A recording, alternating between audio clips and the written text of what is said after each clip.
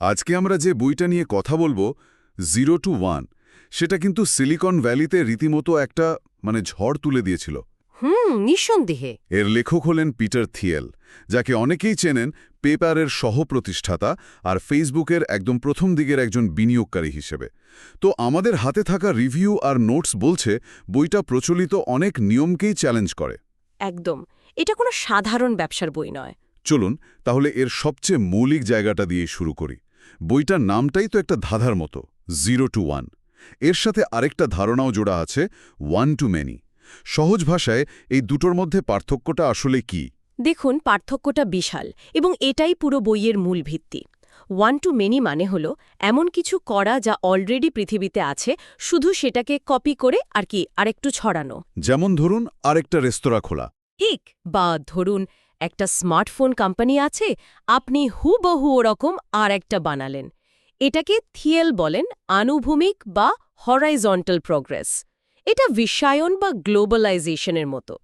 কিন্তু 0 to 1 হল সম্পূর্ণ নতুন কিছু তৈরি করা, যা আগে কখনো ছিল না। মানে পৃথিবী 0-র অবস্থানে ছিল আর আপনি তাকে একে নিয়ে গেলেন। একদম, এটা হলো উল্লম্ব বা ভার্টিক্যাল প্রোগ্রেস। একটা উদাহরণ দিলে হয়তো বিষয়টা আরও পরিষ্কার হবে শ্রোতাদের জন্য। অবশ্যই।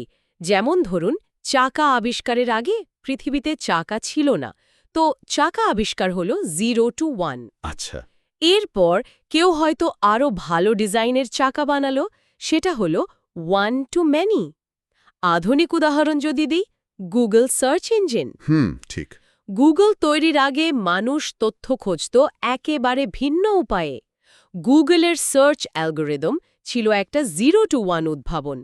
এরপর বেং বা অন্য সার্চ ইঞ্জিনগুলো যখন এলো, তারা তো গুগলের মূল ধারণাটাই অনুসরণ করেছে। ঠিক তাই তারা হলো 1 to many। থিয়েলের মতে পৃথিবীর আসল অগ্রগতি হয় এই 0 to 1 উদ্ভাবনের মাধ্যমে। তার মানে তিনি বলতে চাইছেন যে শুধু কপি না করে নতুন কিছু তৈরি করো। এই ধারণা থেকেই তো তার সবচেয়ে বিতর্কিত কথাটা আসে, তাই না? হ্যাঁ, প্রতিযোগিতা কেবল পরাজিতদের জন্য, বা কম্পিটিশন ইজ ফর লুজার্স। কথাটা শুনলে তো যে কোনো ব্যবসা শিক্ষার ছাত্র চমকে উঠবে। আমাদের তো সবসময় শেখানো হয় যে প্রতিযোগিতা বাজারের জন্য ভালো। ঠিক এখানেই থিয়েল প্রচলিত ধারণাকে সবচেয়ে বড় ধাক্কাটা দেন। কথাটা শুনতে বেশ চরমপন্থী মনে হতে পারে, কিন্তু এর পেছনের যুক্তিটা বেশ গভীর। সেটা কিরকম?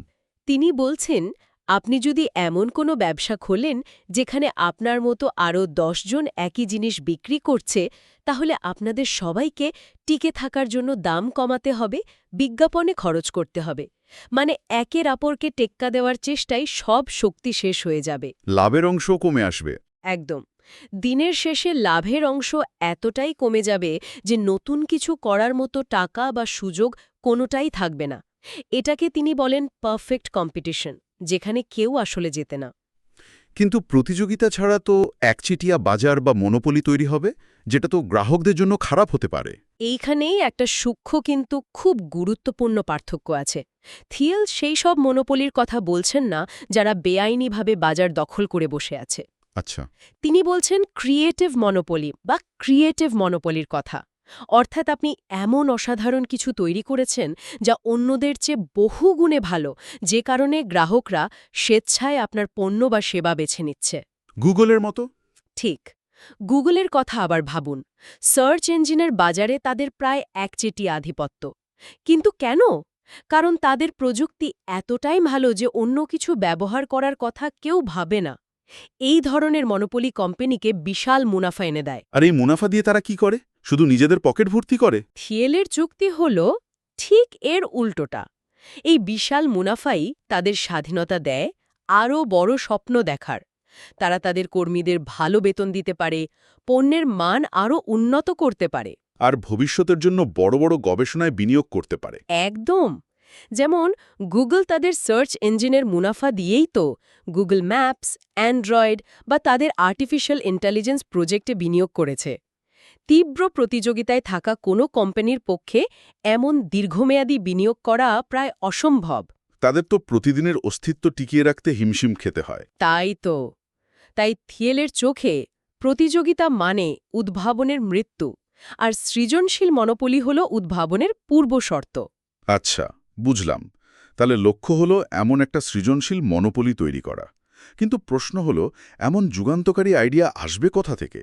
এখানেই তো সিক্রেটস বা গোপন সত্য খুঁজে বের করার ধারণাটা আসে। একদম।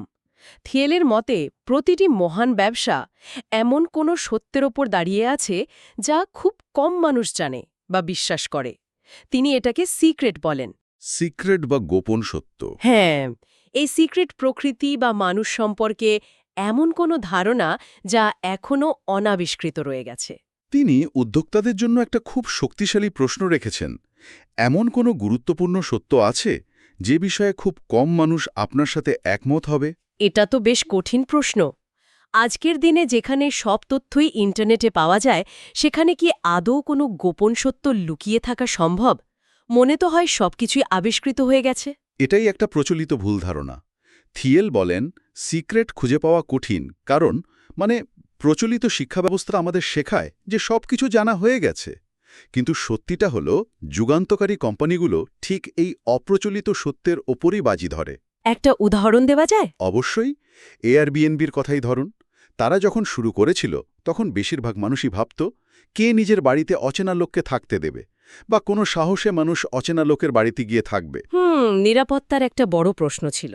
ঠিক, এটাই ছিল সেই গোপন সত্য, যে মানুষ আস্থার ওপর ভিত্তি করে এটা করতে রাজি হবে। এই সত্যটা সবার চোখের সামনেই ছিল, কিন্তু শুধু এয়ারবিএনবির প্রতিষ্ঠাতারাই এটা বিশ্বাস করেছিলেন এবং এর ওপর ভিত্তি করে একটি $1 বিলিয়ন কোম্পানি তৈরি করেছেন। দারুণ উদাহরণ। তাহলে ধরা যাক, কেউ একজন এমন একটা গোপন সত্য খুঁজে পেল। এর পরের পদক্ষেপ কি? থিয়েলের পরামর্শ কি সরাসরি সারা বিশ্বের বাজার দখল করার চেষ্টা করা? না, একদমই না। বরং তিনি এর ঠিক উল্টোটা করতে বলেন, আর এটাই তার অন্যতম সেরা কৌশলগত পরামর্শ। তাই নাকি? তিনি বলেন, শুরু করতে হবে খুব ছোট, নির্দিষ্ট একটা বাজার বা নিশ মার্কেট। আপনার লক্ষ্য হবে সেই ছোট বাজারে পুরোপুরি আধিপত্য বিস্তার করা, এক কথায় মনোপলি তৈরি করা। কিন্তু কেন? বড় বাজার ধরলে তো বৃদ্ধি আরও দ্রুত হওয়ার কথা। কারণ প্রথম দিনে একটা বিশাল বাজারে নামলে আপনার আইডিয়াটা বড় বড় প্রতিযোগীদের নজরে পড়ে যাবে এবং তারা আপনাকে শুরুতেই শেষ করে দেবে। ছোট নির্দিষ্ট একটা বাজারে মনোপলি প্রতিষ্ঠা করার সুবিধা হলো, সেখানে আপনাকে হারানোর মতো কেউ থাকবে না। আচ্ছা। আপনি সেই নির্দিষ্ট গ্রাহকদের জন্য সেরা সমাধানটা দিতে পারবেন এবং তাদের কাছ থেকে শিখতে পারবেন। একবার সেই সৈকতে আপনার দুর্গ তৈরি হয়ে গেলে তারপর ধীরে ধীরে পাশের বাজারগুলোতে প্রসারিত হতে হবে। ফেসবুকের মতো? ওরা তো শুধু হার্ভার্ড বিশ্ববিদ্যালয় থেকে শুরু করেছিল। একদম, সবচেয়ে ক্লাসিক উদাহরণ। প্রথমে শুধু হার্ভার্ড, যেখানে নেটওয়ার্ক এফেক্ট তৈরি করা খুব সহজ ছিল, কারণ সবাই সবাইকে চিনত। সেখানে সফল হওয়ার পর তারা অন্যান্য আইভি লিগ কলেজে গেল, তারপর আমেরিকার সব কলেজ, এবং তারপর পুরো বিশ্বে ছড়িয়ে পড়ল। ঠিক তাই। তারা যদি প্রথম দিনে বলতো, আমরা সারা পৃথিবীর মানুষের জন্য একটা সোশ্যাল নেটওয়ার্ক বানাবো, তাহলে হয়তো তারা ব্যর্থ হতো। এই ছোট থেকে শুরু করে বড় হওয়ার কৌশলটাই থিয়েল সবচেয়ে বেশি গুরুত্ব দেন। তার মানে ব্যবসায়িক কৌশলের পাশাপাশি প্রতিষ্ঠাতার মানসিকতা বা মাইন্ডসেট নিয়েও তিনি অনেক কথা বলেছেন। আমাদের হাতে থাকা রিভিউতে সুনির্দিষ্ট আশাবাদ বা ডেফিনেট অপটিমিজম এর ধারণাটার উপর খুব জোর দেওয়া হয়েছে। বিষয়টা ঠিক কি? এটা তার দর্শনের একেবারে কেন্দ্রে রয়েছে। তিনি ভবিষ্যৎ নিয়ে মানুষের চিন্তাভাবনাকে 4 ভাগে ভাগ করেন। তার মতে সফল প্রতিষ্ঠাতারা সুনির্দিষ্ট আশাবাদী হন। সুনির্দিষ্ট আশাবাদী এর মানে হল, তারা শুধু এটাই বিশ্বাস করেন না যে ভবিষ্যৎ ভালো হবে, বরং সেই ভালো ভবিষ্যৎটা কেমন হবে এবং কিভাবে সেখানে পৌঁছানো যাবে তার একটা স্পষ্ট পরিকল্পনা বা নকশা তাদের কাছে থাকে। তারা বিশ্বাস করে যে ভবিষ্যৎকে ভাগ্য বা দৈব ঘটনার উপর ছেড়ে না দিয়ে নিজেরাই তৈরি করা সম্ভব। আর এর বিপরীত ধারণাগুলো কি? যেমন আছে অনির্দিষ্ট আশাবাদ বা ইনডেফিনিট অপটিমিজম। এর মানে হল, আপনি বিশ্বাস করেন ভবিষ্যৎ ভালো হবে, কিন্তু কিভাবে ভালো হবে তার কোনো ধারণা বা পরিকল্পনা আপনার নেই। আপনি ভাবেন কোনো না কোনোভাবে সবকিছু ঠিক হয়ে যাবে। থিয়েলের মতে আজকের পশ্চিমা বিশ্ব নাকি এই সমস্যাটিই ভুগছে। হ্যাঁ, তিনি তাই মনে করেন। এর বিপরীতে আছে সুনির্দিষ্ট নিরাশাবাদ, যেখানে আপনি নিশ্চিত যে ভবিষ্যৎ খারাপ হবে এবং তার জন্য পরিকল্পনা করছেন। আর সবশেষে আছে অনির্দিষ্ট নিরাশাবাদ। থিয়েলের বার্তা পরিষ্কার: মহান কিছু তৈরি করতে হলে আপনাকে অবশ্যই একজন সুনির্দিষ্ট আশাবাদী হতে হবে। এবং ভবিষ্যতের জন্য একটি দৃঢ় পরিকল্পনা থাকতে হবে। একদম। এই পুরো আলোচনা থেকে একটা বিষয় স্পষ্ট, থিয়েল নতুন প্রযুক্তি তৈরির উপর সবচেয়ে বেশি জোর দিচ্ছেন। তিনি প্রযুক্তি এবং বিশ্বায়নের মধ্যে যে পার্থক্য করেছেন সেটা নিয়ে যদি আরেকটু বলেন। হ্যাঁ, এটা সেই 0 to 1 এবং 1 to manyর ধারণারই আরেকটা দিক। তার মতে বিশ্বায়ন বা গ্লোবালাইজেশন হল 1 to manyর সমার্থক, মানে যা সফলভাবে কাজ করছে সেটাকে পৃথিবীর বিভিন্ন জায়গায় ছড়িয়ে দেওয়া। যেমন চীনে আমেরিকার মতো করে ফাস্টফুড চেইন খোলা।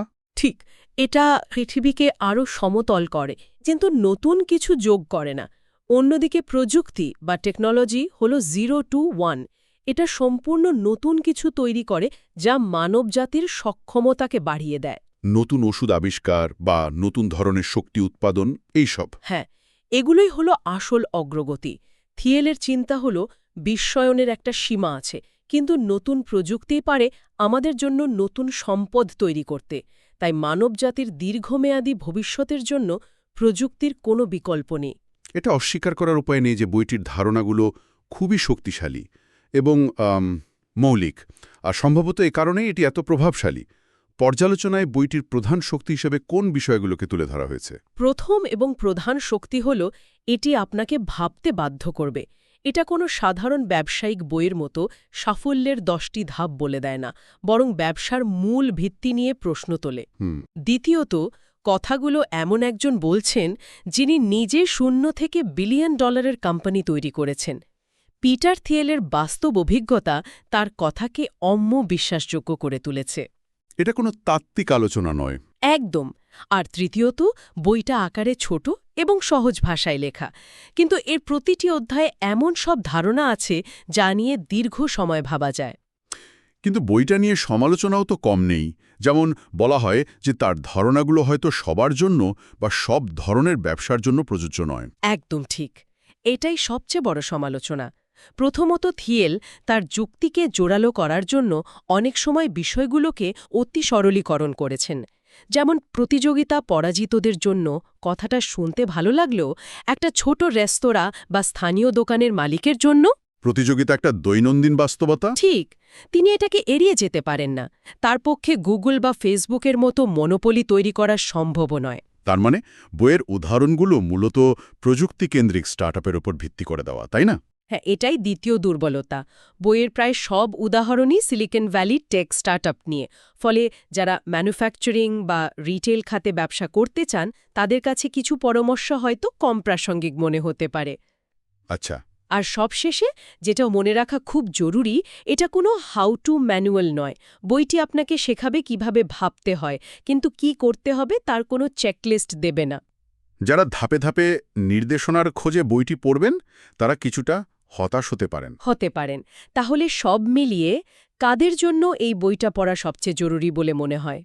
দেখুন, রিভিউ এবং আলোচনার উপর ভিত্তি করে বলা যায় যারা নতুন কিছু তৈরি করতে চান, গতানুগতিক পথের বাইরে গিয়ে ভাবতে ভালোবাসেন, যেমন উদ্যোক্তা, উদ্ভাবক, বিনিয়োগকারী, তাদের জন্য এই বই পড়া আবশ্যক। যারা শুধু একটা ব্যবসা চালাতে চান না, বরং এমন কিছু করতে চান যা দীর্ঘস্থায়ী প্রভাব ফেলবে, একদম, তাদের মানসিকতা গঠনে এই বই অসাধারণ ভূমিকা রাখতে পারে। সংক্ষেপে এটা শুধু ব্যবসা শেখার বই নয়, এটা ভবিষ্যৎ তৈরির দর্শন শেখার বই। তাহলে আজকের পুরো আলোচনার সারমর্ম যদি টানি, তাহলে দাঁড়ায় সমাজের প্রচলিত ধারণার স্রোতে গা না ভাসিয়ে নিজের মতো করে ভাবা, প্রতিযোগিতার নিরর্থক লড়াই এড়িয়ে চলা এবং এমন নতুন কিছু তৈরি করা যা পৃথিবীতে আগে ছিল না। অর্থাৎ 0 to 1-এর পথে হাঁটা। ঠিক। একদম। থিয়েলের চূড়ান্ত বার্তা হল ভবিষ্যৎ আপনা আপনি ভালো হয়ে যাবে না। ভবিষ্যৎকে আমাদের নিজেদের হাতে গড়ে তুলতে হবে। আর সেই পথটাই হল 0 to 1-এর পথ। এটা বর্তমানকে নকল না করে ভবিষ্যৎ তৈরির একটি শক্তিশালী আহ্বান। ঠিক তাই। আজকের আলোচনা শেষ করার আগে শ্রোতাদের জন্য একটি চিন্তার খোরাক রেখে যেতে চাই। থিয়েলের মতে মহান কোম্পানিগুলো গোপন সত্য বা সিক্রেটসের উপর ভিত্তি করে গড়ে ওঠে। আজকের এই তথ্য বিস্ফোরণের যুগে, যেখানে মনে হয় সবকিছুই আবিষ্কৃত এবং ইন্টারনেটে আলোচিত, সেখানে এখনও কোন কোন ক্ষেত্রে এই অনাবিষ্কৃত গোপন সত্য লুকিয়ে থাকতে পারে? আর সবচেয়ে বড় প্রশ্ন হল, কেন বেশিরভাগ মানুষ সেই সত্যগুলো দেখতে পায় না বা সেগুলোকে এড়িয়ে চলে